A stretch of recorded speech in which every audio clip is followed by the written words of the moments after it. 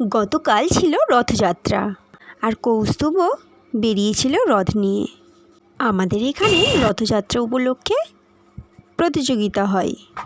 কে কত ভালো রথ সাজাতে পারে তার উপর প্রাইজ আছে। যার সবচেয়ে ভালো রথ হবে সে প্রথম পুরস্কার পাবে।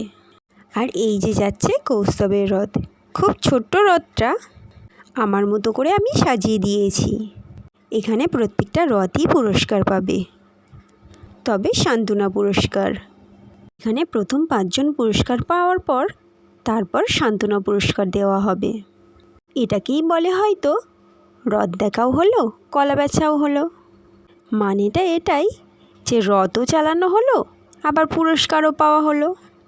গতকালের সন্ধ্যেটা আমাদের সবার সঙ্গে হইচই করে দারুণভাবে কেটে গেল। এখানে সবাইকে এখন প্রাইজ দেওয়া হচ্ছে। এই রথটাই ফার্স্ট হয়েছে, কারণ এই রথটার মধ্যে লিখে দেওয়া হয়েছে জগন্নাথ বলরাম সুভদ্রার রথের নাম কি।